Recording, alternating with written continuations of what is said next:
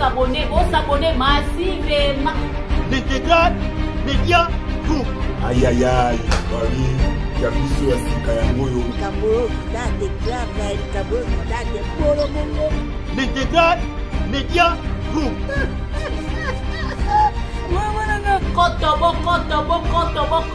Kozalaka célibataire, aux exposés. L'impudicité.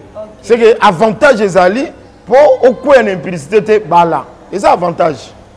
Pourquoi? C'est très important. 1 Corinthiens chapitre 6. Et comme mamie qui va pour ça ya moi si et comme maman et pas mon bal. Ko kata ko sombele lambate, ko kata ko sombele mafuta te, ko kata ko sombela e soutien te. Ko kata pe ko lié ça été pour ya salaka. Non, zo ba responsabilité na yo. Na détestaka ba Mario. Yo so bali mwana batoke na poto sali 5 ans. Awa wa boye akokite. A tombé dans l'adultère. Bisous ce qu'on a là 1 Corinthiens chapitre 3. Est-ce que bah ça qui est droit na ye? Le gars là Satan dem ta tenter. Donc il bala là ceux qui attendent mobile le bien boya serbe boya. C'est ça la parole. Donc net yo boye mon koloko bala, yeba que na licence na yo, na mayele na yo et comme pour aider mobile na yo. S'il vous plaît, attends mobile doit pousser. OK. Donc dans la licence na yo et comme il peut aider pour pousser wana. Donc bon tant on va no sala, tant on zoa na mbongo na we sengeli aider mobile na yo. Famille te. Attends la deuxième position. Famille mobile na yo nde a ko tala bango lokola d'office na bango. OK, donc moi la raison pour naé, est-ce qu'on est parce qu'il faut tout mais le mari est le chef de la femme. Bino mongo boyebi que biso na Europe makamba visa est compliqué. 1 Corinthiens chapitre 3. Tout ce qu'on bon, c'est privanité. De peur que Satan a tenté bino. Est-ce que yo za na poto? Bala moi si na poto te yo ninga na Afrique. Yo mo yango faut ça ka programme très bien. Ngana lo bara toujours que poto eza paradis te. OK. Tango moni ko lingi yo s'engager bala. Et ko ça ba programme na ba poto ke ba. Tira mo la bala. Tika qu'on s'engage te kende poto célibataire basi kuna na poto bazali pimeli yo kaka pour la joie avertir bibo keba bozaka toujours ensemble peut-être en commun accord pendant les camotali prière de peur que Satan a tenté bien la incontinence c'est quoi et comme que mobile a tombé l'impuissance sexuelle mais on continue à mon mécanisme.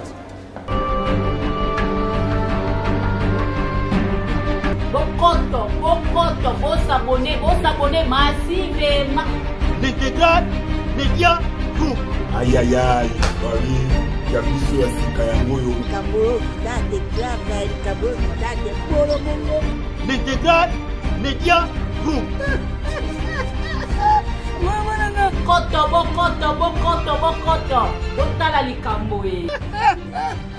Olobi na yoka nanga ombika TV. Na yoka ndunda TV, mais oyo na yoki lilo non, c'est vraiment très volant, c'est très volant. Intégral Média Group. Et loko moko te ma pe boko tika la bolana na kati ya chaîne yoyo. Politique, sociale, culturelle, tout en caca. En intégralité, je dis bien, Intégral Média Group. Et venu et commis. Olingo monanga, omona Teresia. Omona Los. Awa na Intégral Média Group. Olingi clip na yere ka kitoko. Olingi basera yo ba réaliser le clip. Olingo louer podium. Olingo jouer matériel mieux surtout la katia Intégral Média Group ndio ko na référence. Oh Intégral Média Group kati kata bao. Assez sakaka bao. Intégral Média Group. Ibaki bamoni. Fidèle abonné d'Intégral Média Group, bonjour, bonsoir. Ça dépend de l'ère à laquelle vous nous suivez. C'est votre soeur, votre petite soeur, votre fille, votre mère, Percy Desquac. Je suis toujours heureuse de vous retrouver dans mes émissions pour parler de la religion, pour parler de la politique, pour parler de la culture, de la société. Donc, ma communion sera là quoi.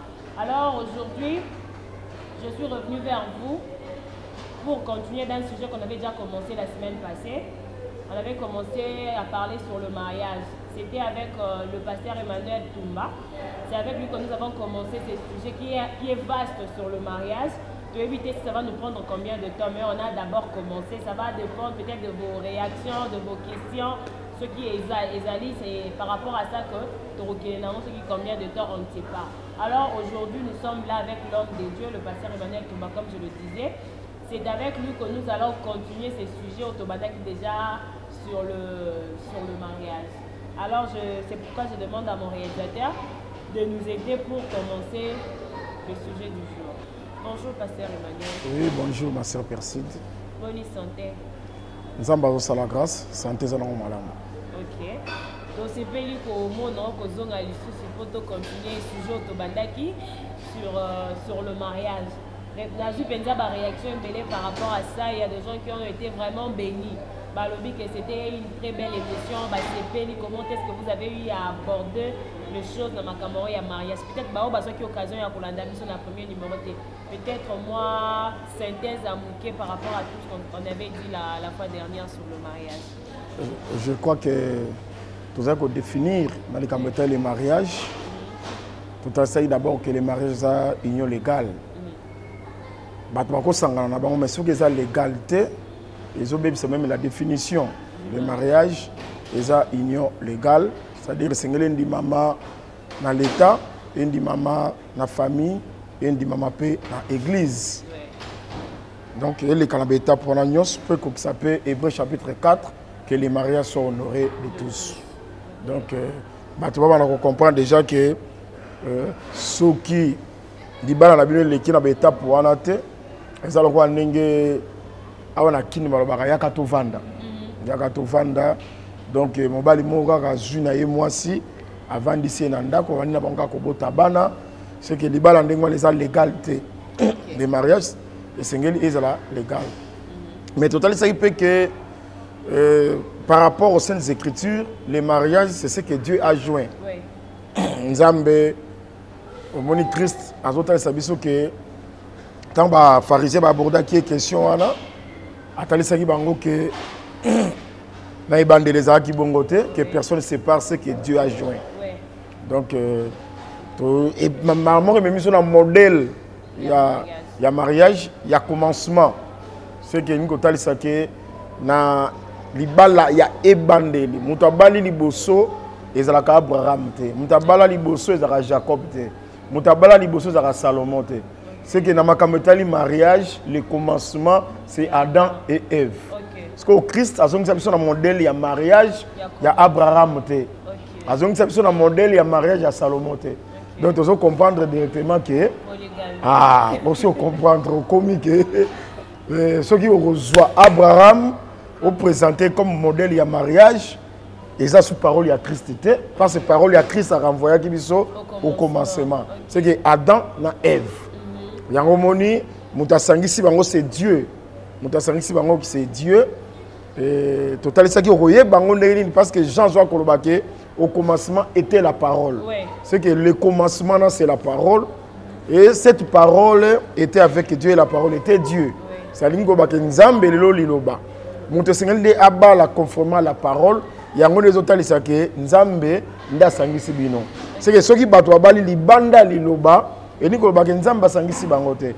Si on a quatre liloba, ndenge nzamba sangisi Adam et Ève. Adam et Ève bazalaki même espèce. D'ailleurs, Ève bazalaki partie à corps ya Adam. Pour Ève salama et sengel bazwa matière et pas ya Adam basala nango Ève. Pour na koloba ke Adam et Ève bazalaki même matière. Banyama bazalaki na bango wana mais Adam a trouvé qu'il était semblable. C'est que Oazaki semblable na ye et Zalaki Ève. Yango le mariage d'après la parole sengeli molonga ni na yo bozana même matière. Yango apôtre Paul azoloba est-ce que tous en a droite ya kozwa une sœur a comme appelé moi si na biso ndenge ba frère musu bazo sala atanga ki pe Pierre s'efface. Donc ngoloba ke sœur na yo en Christ Jésus nda kozala moi si na yo. C'est que kozala même espèce, kozala même nature. Ezali mobali tango za chrétien et sengeli abala moi si pe o aza chrétien on est kozala même nature c'est que ceux qui mobali abali mopagano to moi si mopagano abali baza na même nature te ezala kola moto abalani na nyama donc eloko to me ka un peu ko expliquer yango wana.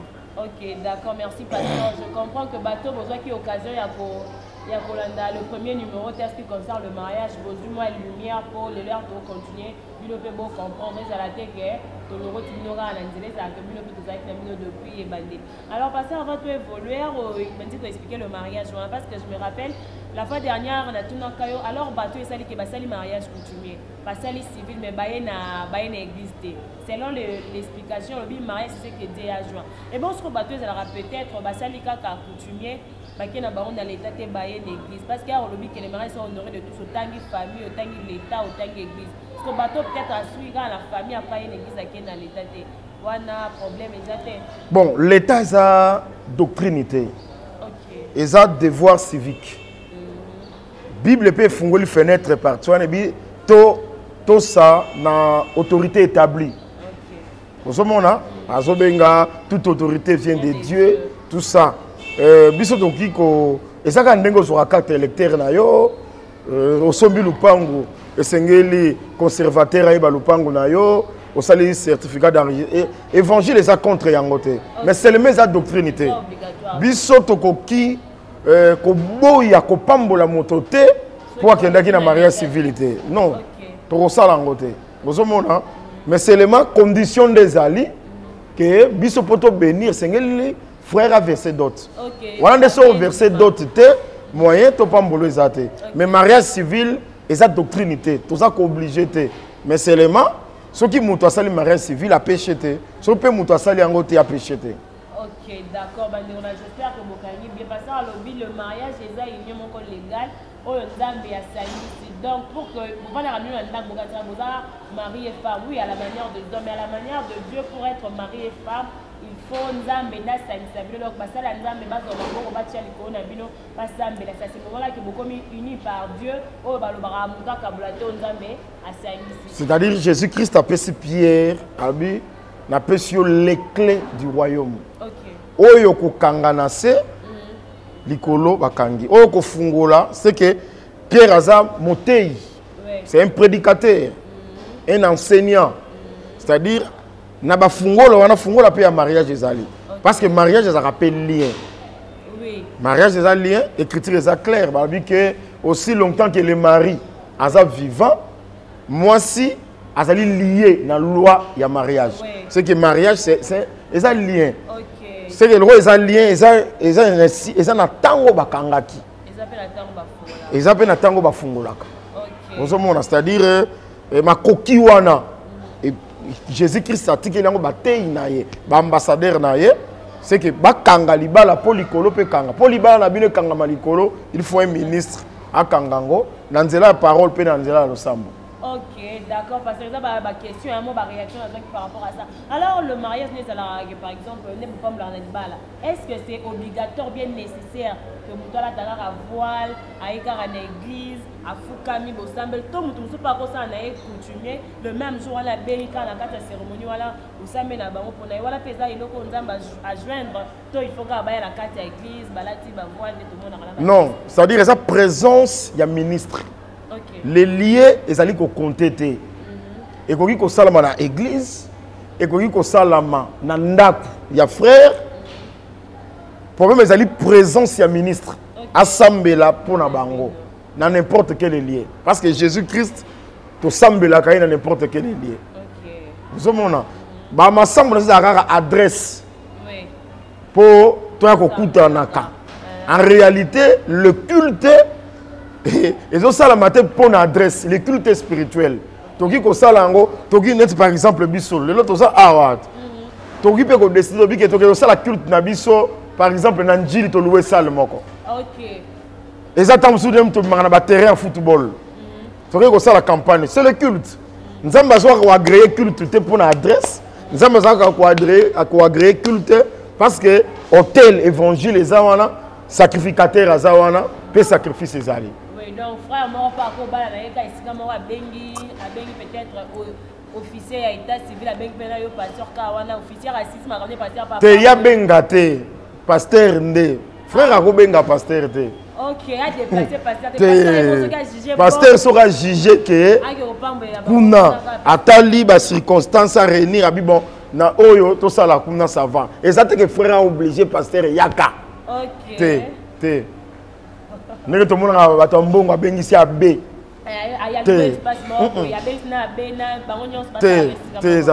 Ministre Ndé Moutazana c'est-à-dire ma coquiwana c'est un ministre. C'est un ministre.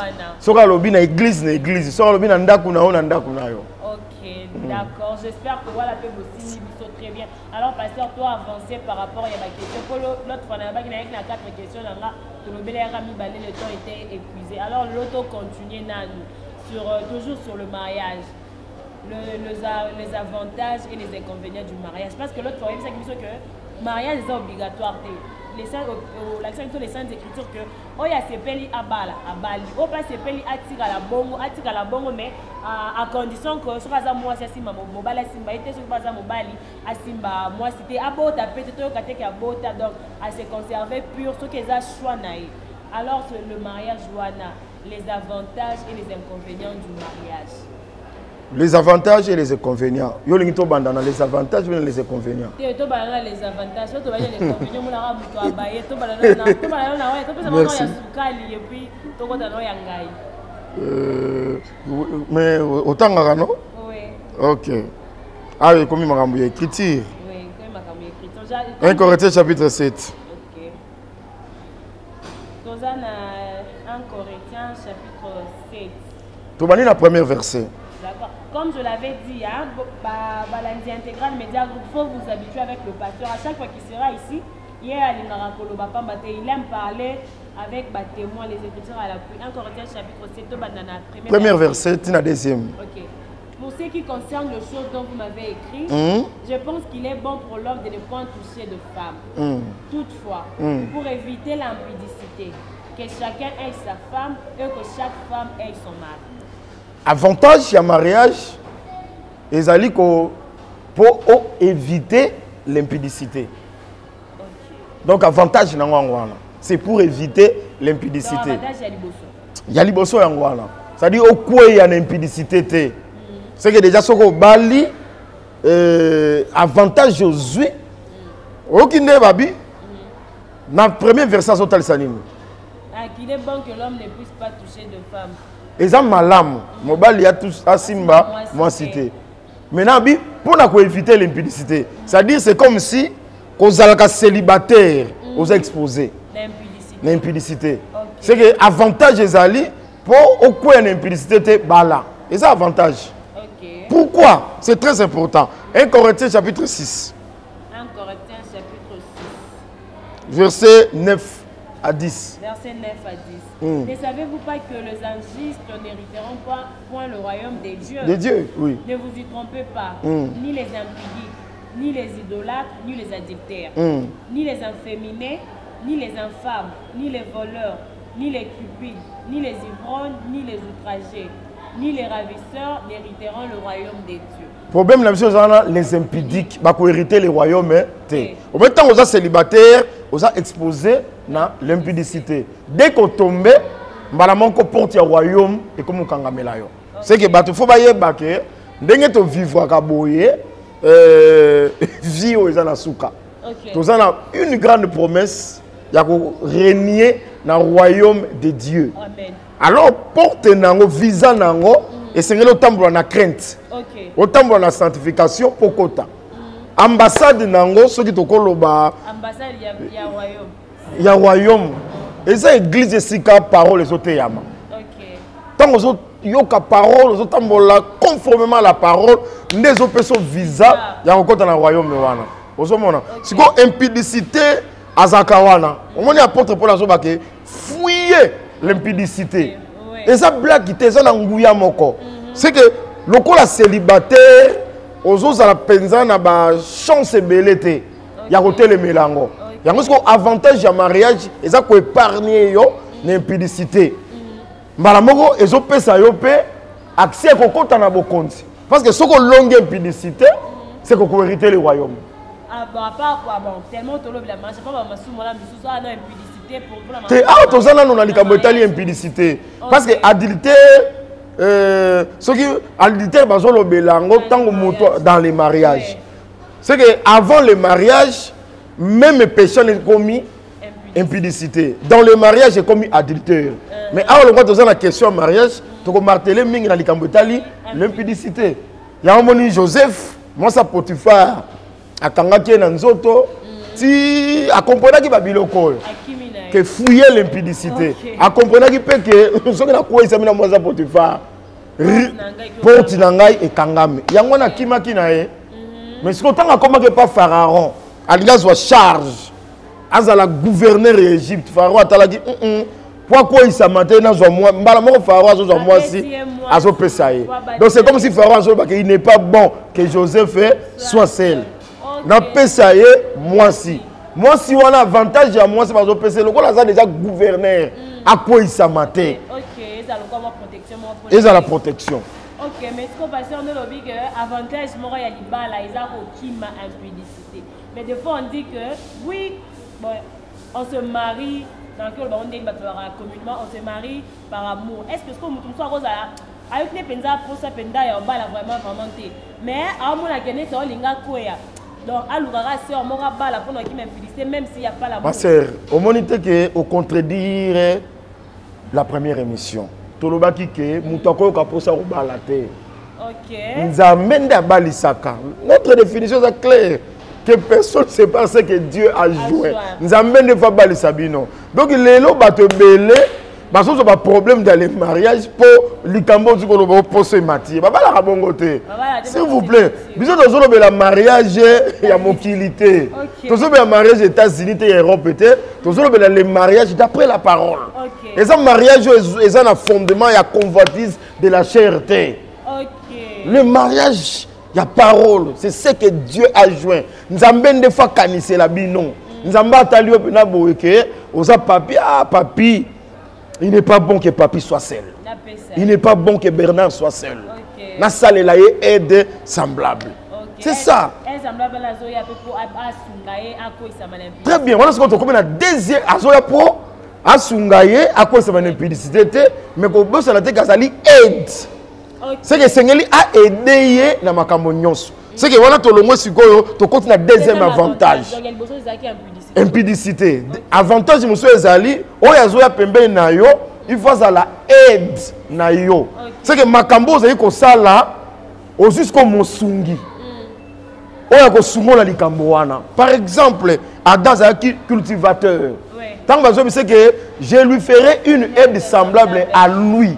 C'est que lui, c'est un cultivateur. C'est que, dans ce soleil, par exemple, si on a moi, si je peux faire la paiement, ça aide donc ça aide les cultivateurs. À cause de la personne, on va sender, nous allons y aller,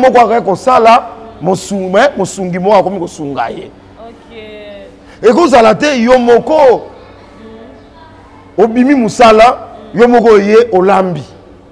Vous allez musala makaso vous allez fatigué. Il faut aider azala. Yoke musala batikala olambelo. Tango zo zanga oreyo lamba balambelio. Kasi ba avantage ya mariage ngwana. OK. Bobo tibana. OK musala maman zibana kena bango na classe. Avantage célibataire babilo kona rotika kozwa ngote. OK, est-ce qu'on passe à yo aussi mamie? Donc célibataire na marié ba kokana raté. Célibataire azamu to ba malewa.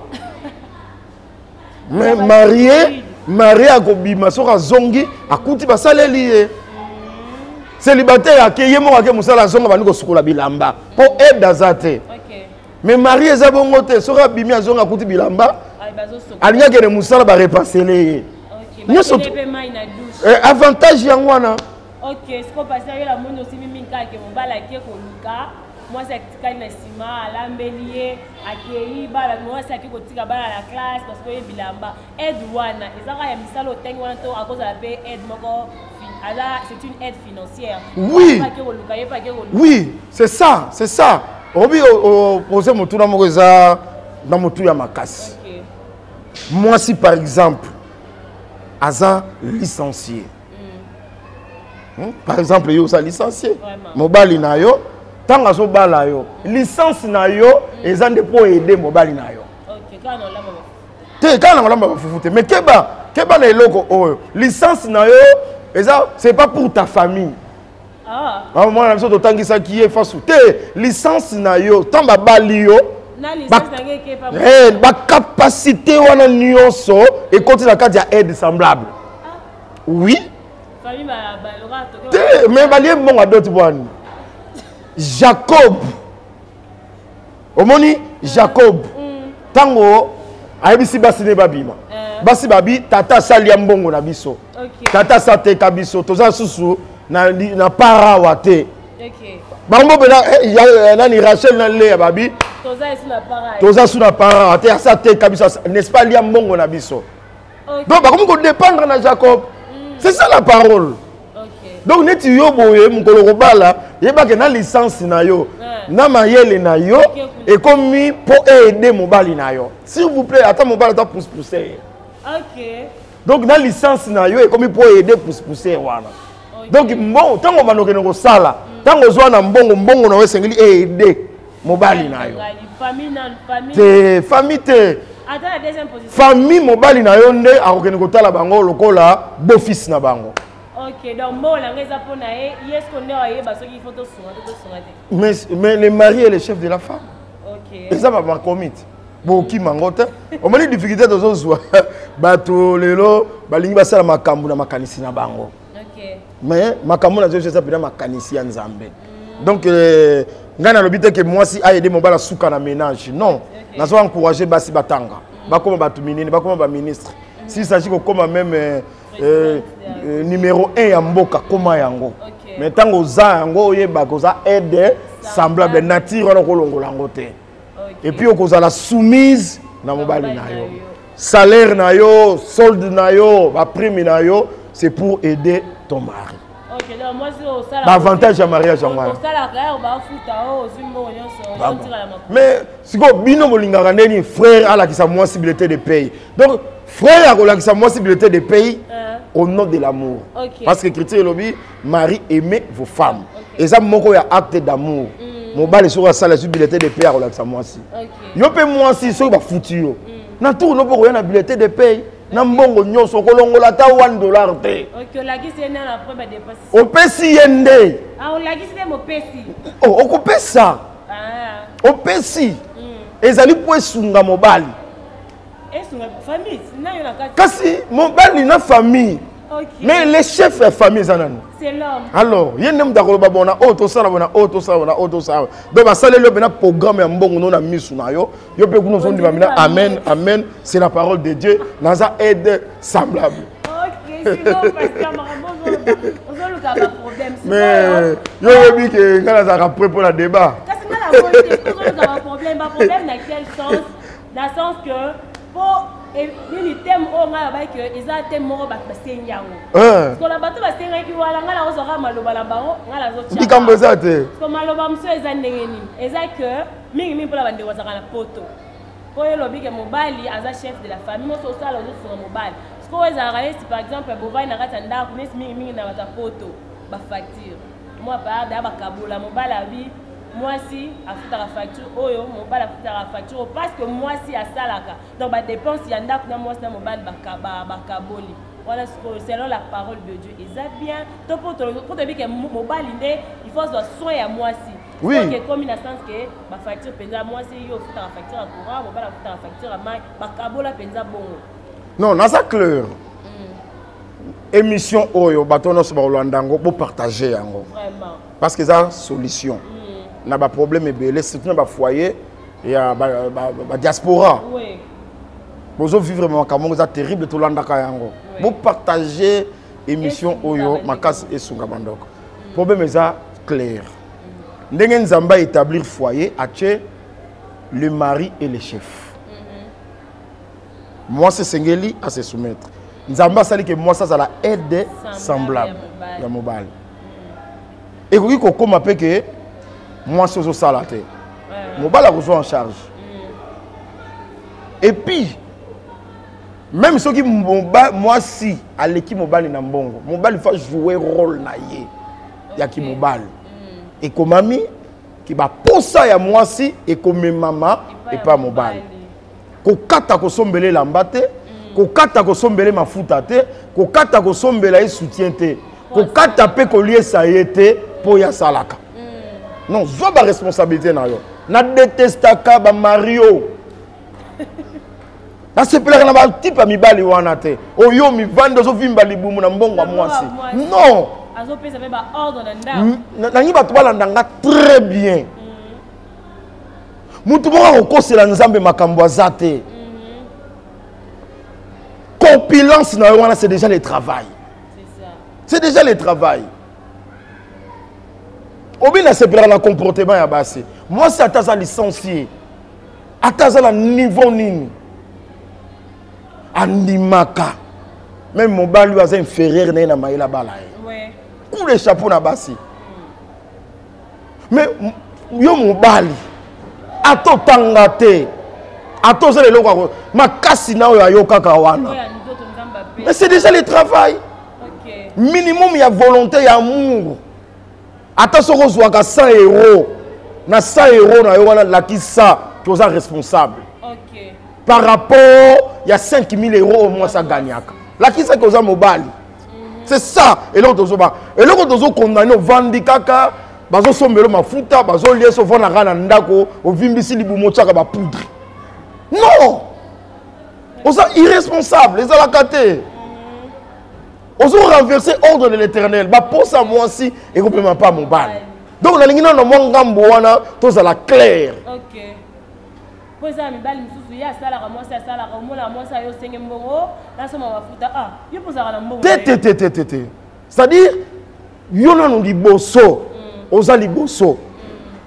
Et ça, y a belé, et ça, y a mouké, t'as dit ça, que ça responsable. Ok. Zoba, non, en charge. Oh, moi, si elles ont même, elles ont yande ko aider yo. Et ça, ko aider yo. Parce que ça, li aider, semblable, aye ko aider yo. Ate, ça, y a belé, zongo que ça aide. Vous comprenez? Aux zongo que ça aide, mais c'est peut vous comprendre que nazo aider mobile nanga. Et ça c'est que yo pe so que le cause na mbongo belé olingi mobile comme na scène yo. Non, wana yo pe c'est pour renverser ordre de l'éternel. Bon ça coûte natina bo betali solo wana te parce que mbongo na yo moi s'il faut compte et pas un mobile et ça li aide. Et là, on a une yango pouvoir et ça d'autres versaka. Ok.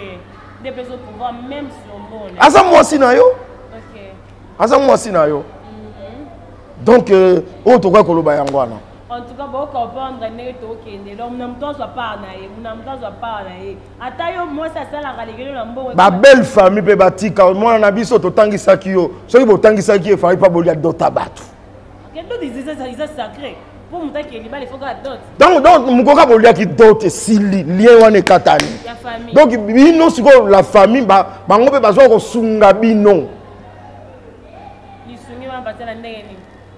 Oh, et ça quand tout le monde papa na maman kala to na otala bango. To memeli bango secret to memeli bango miliki. Papa na maman bozwa secret. Maman zo moi lipoute ça bon. D'ailleurs que moi si akabare pa na bango au nom de son mari. Ok, donc ils ont été montré ça à l'ibala, au côté de la famille, la mobile a évité. Non, non, on est là qui m'oublie. Et la bimbo on a on est là qui m'oublie. Ok, parce que donc on va dire qu'il deuxième avantage, moi qui que moi ça aide semblable. Ok. Donc c'est qu'on a quatre il y a deuxième lot wana, net au tchè avantage belé. Hein? Moi si mobile tombé au Bali, moi si Azamayele. On joue avantage. Célibataire, on joue avantage. Na kati ménage, on joue avantage. Ouais.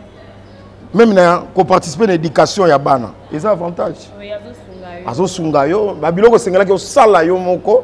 Mais moi c'est aza pembe on a pona ko sungayo na babilo ko wana nyonso. Même chez les hommes de Dieu. Tant mon bal azo sambela, mon bal azo méditer, moi ça azo sungaya lambelié. A sukwele bilamba. A repasser. A rupe ko sambela pour le ministère ya mobile na ye. OK, parce que mo fondé le mo wala yo lobi moi si aza aide semblable. To ce que la biso kuna mais mo côté na makambe ba homme de Dieu. On n'est pas homme de Dieu ça zalaka Il est tellement ça, mon appel. À il faut. Moi, c'est la femme du ministère. Donc, moi, si je peux par exemple, tout le monde a roaming, moi, affiche il y a séminaire à Morboy. Autre couple pastoral. Tellement on va à pasteur, à ce que moi, si moi, il y a un rapport aide semblable, est-ce que aide semblable? Vous allez aide semblable à Mobali Nayo à sa pasteur. En tout et pour tout, le ministère, que pour côté. Non. Côté à terre. Je ne permets pas à la femme d'enseigner. Nzamba bengande Mobali dans le ministère à Bengi moi cité. Moi si vous allez donc pasteur Wana, ande Mobali na. Ozo aider comme Mobali. Mobali na yo. Lokola za pasteur. Ako ke noté ya elamba salité te. Ako ke noté elamba za chiffonné te. Ako ke noté na nzala te. Donc tant ozo sala wana ozo aider pe Mobali na kene liboso. Okoki pe ko buka mabolongo na ndako zo sambela Mobali nanga ate ya malamu. Bosa ko aider. Ezate ke batelo kiti pe na Mobali. Non non non non. Ezaka bongo te parce que nzamba benga Abraham yemo ka ko sacrifier Isaac. Sarah tikala. Sarah tikala. OK. Makamona ko Sarah kotango te. D'accord, c'est juste lumière pour comprendre que c'est l'homme qui est appelé, pas toi la famille, on ressemble là, on repasser bien chemise, on ressemble à Kamsou, mais tu vas pas l'aider les gens dans le ministère pour y aller au POTA. Parce que tout comme la bise, les gars, moi parenthèse, mais tout comme la bise, on a un avantage à le mariage. Non, bah avantage aussi ici. Et attends, avantage à l'Ibalewana, donc pour nous qui m'a en publicité, oui. Puis pour moi, c'est à la aide semblable. Semblable, dans mon bal. Ok, donc moi, pour aller à l'euro, moi, si je suis à mes avantages, je ne pas mon bail. Quoi avantage à mon bail dans la vie à moi? Nazuka le roi Naomi. Na Rit, Naomi a dit Rit que Naïbi que Nanda kwa libala, on reçoit repos. C'est que moi si ça mon bail, ça na repoté. Et ça peut avantage pour moi si. Asa na mon bail. Ok. Oyo, azo kambaye. Ok, d'accord. J'espère que vous avez un avantage dans la pasteur. Bon, les gens qui ont un moi, ils ont un côté sucral, ils ont un côté engagé. Parce que tous les gens qui ont un inconvénient, il y a les balles, le mariage, l'inconvénient, on a appelé les années. 1 Corinthiens chapitre 7, verset 28. L'autre 22 000 à 1 Corinthiens chapitre 7, verset 28. Si tu t'es marié, tu n'as point péché. Et si la Vierge s'est mariée, elle n'a point péché. Mais ces personnes auront des tribulations dans la chair et je voudrais vous les épargner. Tribulation dans la chair. Okay. Donc, il y a, tant que vous sa conseil, c'est la bose à Rolanga. Bobalate. Nous avons précisé, nous avons épargné la tribulation. C'est que nous avons bali, la tribulation. Quant à la chair, voilà pourquoi nous avons dans ce monde, mariage parfait à la raté. Donc, on est là, on a moi si mon ya coca, mon bali mon ya coca, na kata toi conjugal, au tika le monde naté. Et quand tu kalaka kozalate, yango moni apporte pas bien, nazo épargner bino. OK. Donc, il faut pas comprendre. Moi, ça a manifesté ma faiblesse.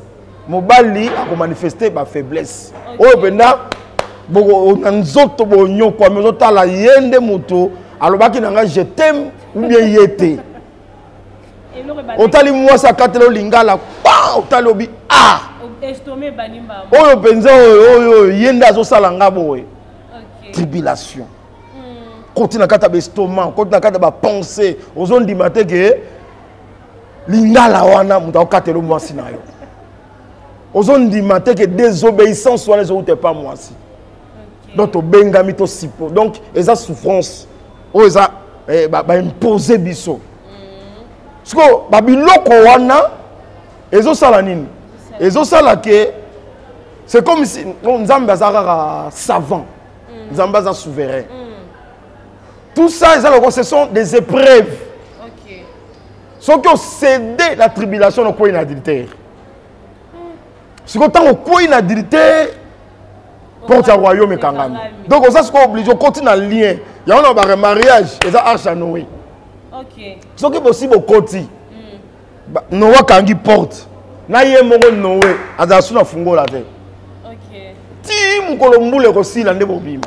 Donc il bala soro kei au moyen aux on reçu exact. Yango keba na choix. Component le yengete. Baba la moi cité poisa pembe. Baba la moi cité poisa muke, to poisa munene, to poisa mwindu. Non. Bala selon la volonté de Dieu. Donc tribulation, incompréhension dans les mariages.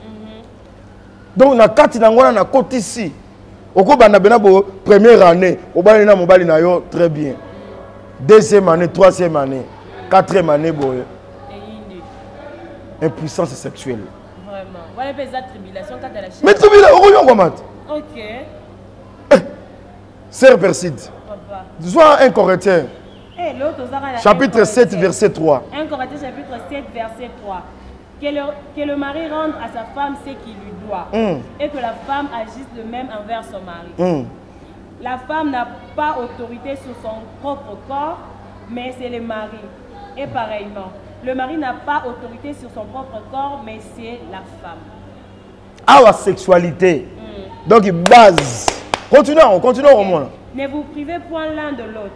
Si ce n'est pas d'un commun accord pour un temps, afin de vaguer à la prière, puis retourner en somme, de peur que Satan ne vous tente par votre incontinence. Ok. Ah, les hommes ont sexe. Ok.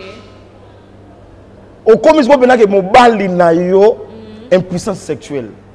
Tribulation bali. Est-ce que au coca? Ok. Parce que Satan peut avoir zinga zinga wa. Dans le coup de ce qui va pimeli yo kaka. Pour la joie avertir, vous êtes toujours ensemble. Vous êtes toujours ensemble. Peut-être en commun accord pendant les prières. De peur que Satan a tenté l'incontinence. C'est comme que mon bal a tombé dans l'impuissance sexuelle. Mais on continue à mon mécano. On continue à mon mécano. Il y a mon lit, qui t'habite tribulation de Rosala. Quand à la chair. Tu vois peut-être aussi le chapitre sur ce qui solution aux années. Na na l'autre liso siko inconvénient. OK. Pour bala qui pour la roki ma impudicité. Mon komi na kati yango bo ezape le rôle moment mo esengi so mi kanga lisusu. So osuka ndenge nini. En tout cas. Ezape na moi si mususu. Donc aliaka trop. Nourriture va opérer ça y est à ton date. A comme kanda na tongo boye. Mbote ta comme kataka mobali mangala. Tout ça. Pour nini la bouton ali aki bien té. Kanda. Donc incompréhension makambo belé. Donc désavantage tribulation qu'on souffrir quant à la chair. Ok, donc la tribulation, donc inconvénient, mais reste là quand à la chair spirituellement, il n'y a pas non, non. De peur que Satan a tenté Bino. Okay. Déjà, Satan a tenté.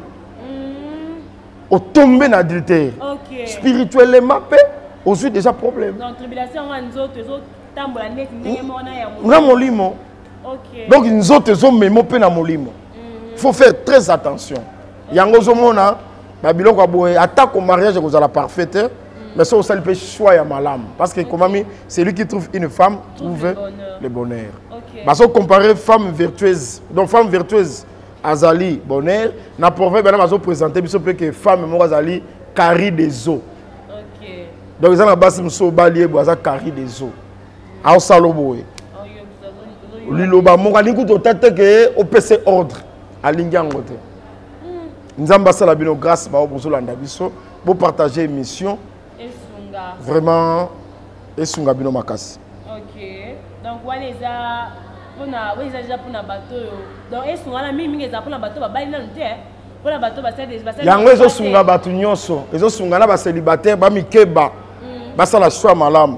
Ba baza dans les mariages. Ba se repentir. Sœur aux alakempoli. Se repentir. Frère au maltraité à moi si nayo kita. Bokeba sali na bino en danger. OK donc bosala ngo pona sali. Le mariage est même lié na sali. Mais ça lié na sali. D'autres temps nayo 1 Corinthiens chapitre 6 les adultères les impédiques. Ba mon nzambe c'est ça les sali. OK.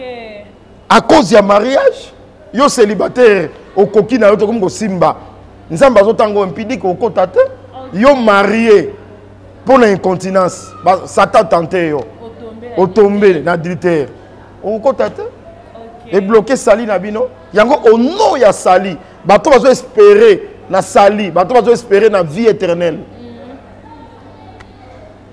Bakeba parce que sali na bango ça danger. Donc c'est ça le problème. OK. Ce que pasteur pour tu makambu ya incontinence ezotina batu na ezokoisa batu. Et ça la que tomber na adultère toni. Et bon ce que bato ezalaka peut-être mission ezalaka mona mobala za poto.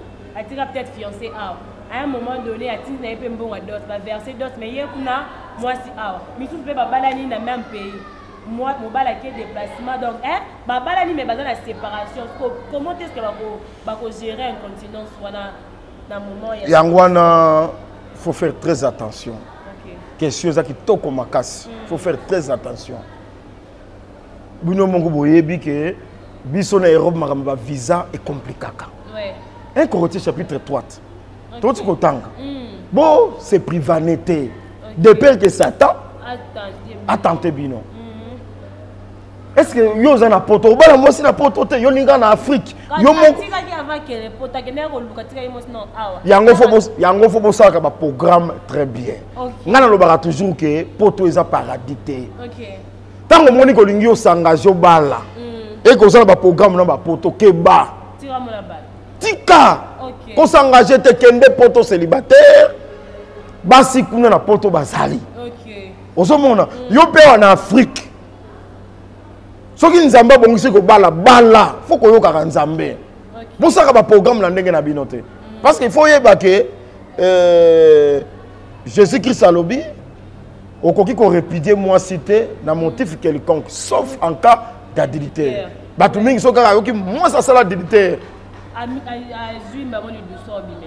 Mais la parole de Dieu ba doit prononcer ka. Jugement, ce sont les sacrificateurs, les anciens de la ville. OK. Yango moni moi si on a tant bakanga qui a fragrance d'adultère. Pourquoi il n'est pas Jésus? Il faut que bambe mabanga mbala moko. Il n'est pas Jésus parce que ba comprendre que Jésus ne faut à juger. Il y a des anciens du jour, il y a des anciens de la ville. Les lots ville na biso c'est l'église. Ato kangi moi sinon adultère. OK limbisa na oye. Ezana makamako limbisa te, il faut ba investigation ça mais pas ba juge. Ba ye ba cause nini moi ça salé adultère. À partir de la cause, tu vas nous retala. Est-ce que tu peux s'acquiller le droit na ye? OK. Peut-être à cause il y a droit moko manka qui y a. Mais c'est ça que Satan nous t'attend qui est.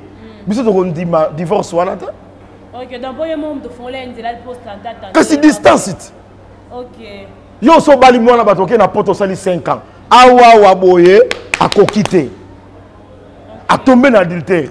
Biso ce qu'on c'est la 1 Corinthiens chapitre 3. Okay. Est-ce que personne qui est droit na ye?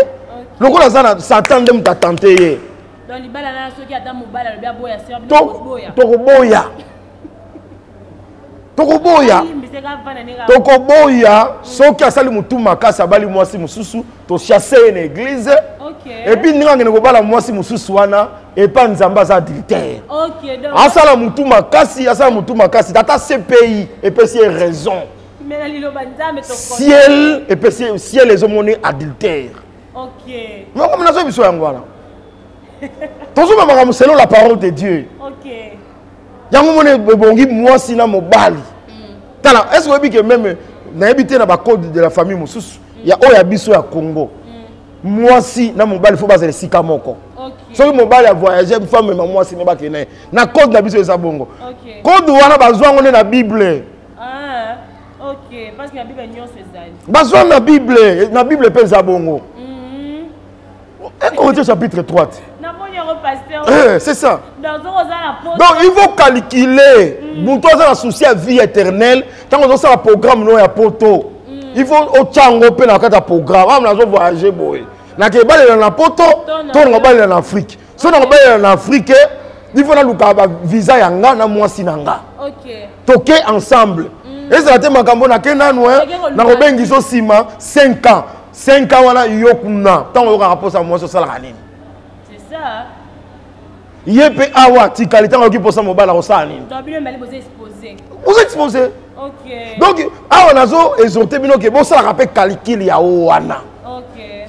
Donc pas trop de distance, séparation. Et ça m'a Satan qu'on profite. Mais comment ça chapitre 3? Non, pasteur. Satan qu'on profite. Ok. Est-ce que ça peut-être mobile il y a bali a tiki moi si mobile et bon monsieur bazar mobile a penza la kin ba bala la kin ba on a ba vandi pe ba boti bala parce que tellement que biso dato mo ba ina biso kinango comme mobulu azu moi si na bana atini ba on Europe ye mo watikali ala naza ko encourager te que ce mobile a sali 6 mois yo ça l'adultère naza ko encourager te. OK. Mais sagesse il y a parole de Dieu. Et ce moment on appelle que ça va fenêtre moko Satan a profité à kotaka. OK, pour une incontinence. Tant que vous ça programme pour tenir compte et loko wana. On a quelque lukambongo na poto. Ah maman. Tout ça rappelle moi Maëlle. Poto on reçoit mukanda quand. Il faut que nous ça calcul wana. Ozo que na visa il y a 1 mois. Ozo que na visa 15 jours. Pose wa résidence papa. Attends ngunda ngo. Attends on doit voir atio sur mikanda. Ti ozo mikanda. Okanisaka su mbongo ya kobengisa mpona oya dernièrement azalaki na moko exception abi ngana zo na yo bana kin mbongo abiye nde mbongo dot. C'est ça. Il faut na kati ba mutu d'abord tant ça ba calcul. Oza marié na otika mwasi na bana. Na otika zo mo visa 15 jours. Tant na okoma kuna na kobwa ka passeport na bwa. Est-ce que ngunde ko simba? Il faut ça calcul wana mukumbo na zotika. Autant lipetala et ça le loco mon côté et ça la motu à la vie éternelle. Tout ça la calcul tout autour de la vie éternelle. Na fungoli même parenthèse. Même biso wa pasteur. Au pasteur nazo pardon mundi miaye nazo voyager. Mais pasteur faut tout aucun de wapi. On nazo que les Philippines. Na Philippines wana pasteur faut calculer. Est-ce que l'église est allée? Nini amna yo za nourri ndenge nini il faut pour ça yo on a sentiment que bandimi nanga bazo voyager ça gardien des âmes. OK on ça tout ça comme la sentiment te makambo na zo ba za sérieux il faut pas que ça makambo la sentiment et ça quand pour yo ka témoignage na sambela ki mondimi nanga voyager kuna zo te ya ndenge nini. OK peut-être est-ce que l'église ou ezakuna on s'assure ça na même na vraie doctrine donc ça ka parenthèse dans fungola ki. Et ça na bateau nous avons pambola en Afrique. C'est ça amen. Question ça ya kozana foi. Souci na ngezali au nom ya sali. Tant que ça la programme, to tchaka sali, ya ba âme na biso na centre, ya ba programme na biso. Est-ce que si on a sali likambo na sali kozana ndenge nini? Si on a sali likambo na lobi ko na kozana ndenge nini? So comme on ezo pesa te par rapport ya sali na yo. Bon, ça la programme et va les kokana na sali na yo. À la perdite. C'est ça. Et ça n'a pas de bien, ça n'a Europe, ça ressemble bien. Mais les là, ça n'a Europe, ça mon pagano. Europe, ça paradité. Naibisi ok. Naibisi ok. Naza ndeko moko azo tindelanga ta $50, mais ça na Europe. Ah ça na Europe. Na Europe bato baza bien bazali. Et ça peut na bato bazo souffrir bazali. Na Afrique bato baza bien bazali. Et ça peut na bato bazo souffrir bazali. Afrique ça paradité, Europe peut ça paradité. Problème ezali za na foi. Tant que ça la calcul. Tia sali na yo na centre makambo nyonso. Yo mo ba réalité surtout Congo visé za kaboé. Tant que ça de calcul aux visa il y a 15 jours. On s'appelle calcul na okende. Kuna na poto que ça ni. Kasi yango vie siko ya poto foza na mukanda. C'est ça le problème. Musu suppose wa mukanda 10 ans. 10 ans au longwa na 50 ans. 10 ans tant que mukanda comme na 60 ans. Quand on tiki famille, tant na otie famille na difficulté. Otie moi sinon la difficulté. Likola poto. Vraiment. Tant que malili est comme on m'a dit so kolela malili est. Musu ba bela, musu mo ke poto ba kufi kwa malili. Siko biso na poto pe tango ba photo na Facebook tozo mono kuna ge okoma soki ndenge nini. Nzoka ozo souffrir. Oh. Comme ko bebisa na salino le kuta pe komi. Pourtant yo zoti na photo zo to mono ko za na mbongo. Tango na kobenga yo tindelanga parfait, tindelanga veste, okomo kangelanga ba téléphone. Nzoko za no na rien. Quand on fait souffrir moi si na yo. Ok. Ah, lobi nazaki na serre ngoko mawa. Mobala kenda Italie 10 ans. Akomo te kana ba bwaka nzoto Nathalie avandika na sebu nazota ngabi tala. Mobali na poto. Calcul mabe bana batikala ba beba tout ça. Vraiment. En tout cas makambo eza vraiment pour la sali na sali ya ba amna biso. Pasteur, tout le monde avec 4 questions qui fallait les rader. On a des questions qui n'ont pardon, la réalisation va accorder quelques minutes. Si c'est ma question, c'est une émission, on a des émissions. Alors, Pasteur Babi, un problème, dans le mariage, c'est par rapport à la maturité, c'est par rapport à l'âge. Je ne sais pas, est-ce que peut-être dans un âge bien précis, âge soit à cause de l'ibala na ajo on peut surmonter on peut ndero yebisi biso que côté ya souka les à côté ngai pesa peut-être dans âge moko bo soki babala na âge wana ils seront en mesure ya ko garder l'ibala na bango malgré ba difficulté to ils ont kaka et aka yo nzamba ko tia posa l'ibala na kasi non peu importe l'âge tu peux te marier. Nombre chapitre 1. Rosa na livre ya Nombre chapitre 1. Versets 2 à 3. Okay. Nombre chapitre 1, verset 3e. Depuis l'âge de 20 ans et au-dessus, tous ceux d'Israël en état de porter les armes, vous en ferez le dénombrement selon leur division, toi et Aaron. Il y aura avec vous un homme par tribu, chef de la maison de ses pères. Voici le nom des hommes qui se tiendront avec vous pour Riban. Autangi déjà. Natangi, depuis l'âge de 20 ans et au-dessus. Okay. C'est que dans Israël, pourquoi tu as armé, tu as naissé à 20 ans. Tu as 20 ans matin. Avant de tu as l'écriture, tu as dit que moto boye. Avant tu as comme la maturité à l'âge de 18 ans. Oui. Dans l'âge de 18 ans, Colandis. Sama mibe ko na biso mutako bala. OK. Donc comme il mature ko bala, na 18 ans mutako bala. Na poto ko na 18 ans ba peso bimi pe na bimi dans la 18 ans mutako ko bala. Sikoyo na Israël mutu poa asimba arme.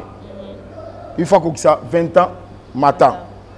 Bon jusqu'au Deutéronome chapitre 20 verset 7. Deutéronome chapitre 20 verset 7. Deutéronome chapitre 20, verset 7. Qu'est-ce qui a fiancé une femme et ne l'a point encore prise?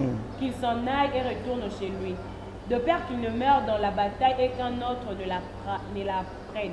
Bandela, pour battre bien. Qui est-ce qui a fiancé une femme et ne l'a point encore prise? Qu'il s'en aille et retourne chez lui, de peur qu'il ne meure dans la bataille et qu'un autre ne la prenne. Mon toit a fiancé dans un militaire. Ok. Vous avez des terrains à sauver. Oui. À quel but?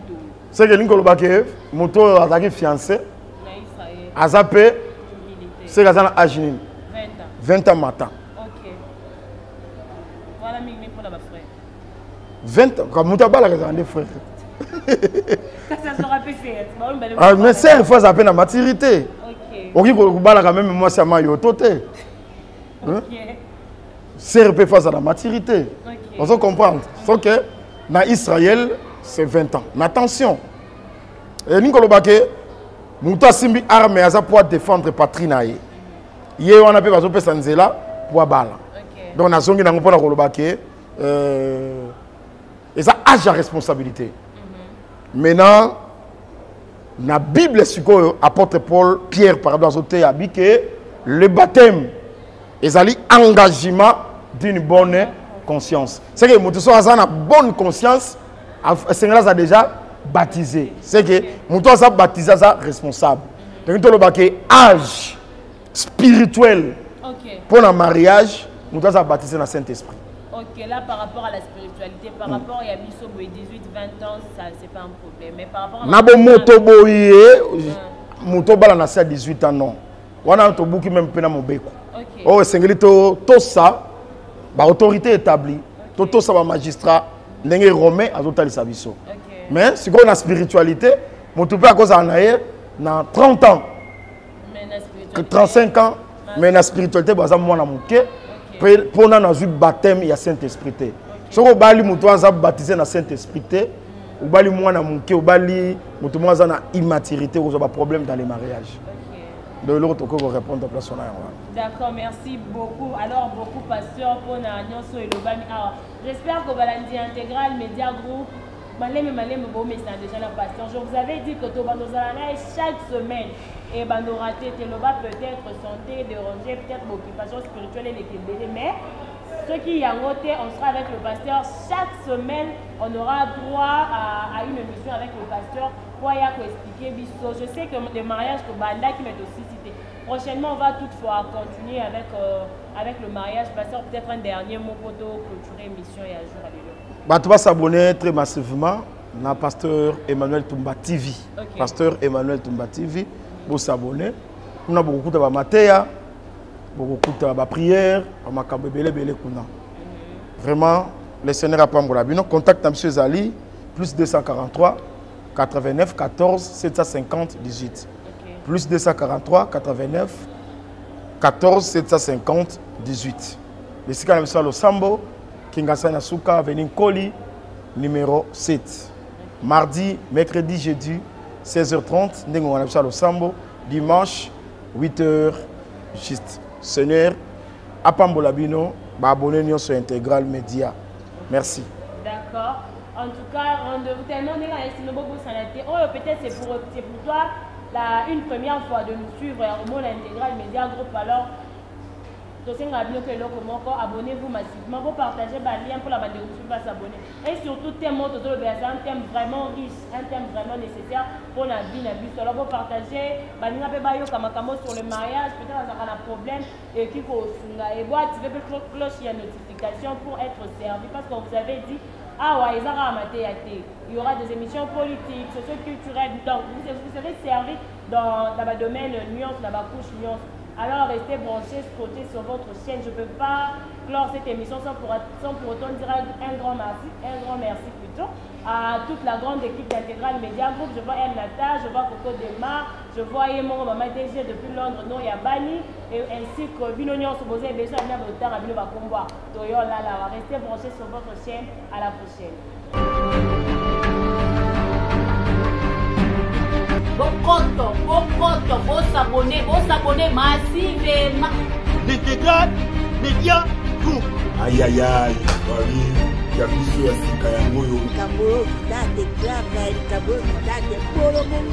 L'Intégral Média Group.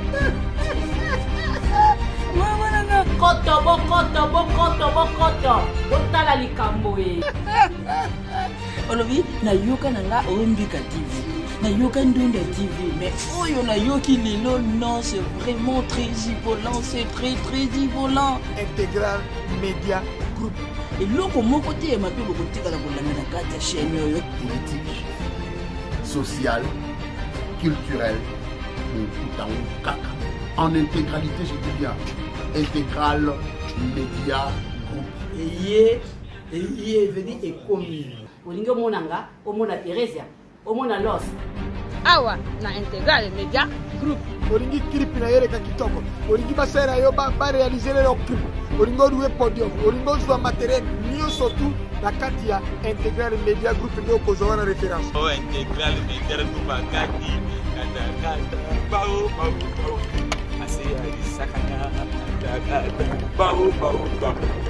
Intégral Média Group. Et pas qui va monter.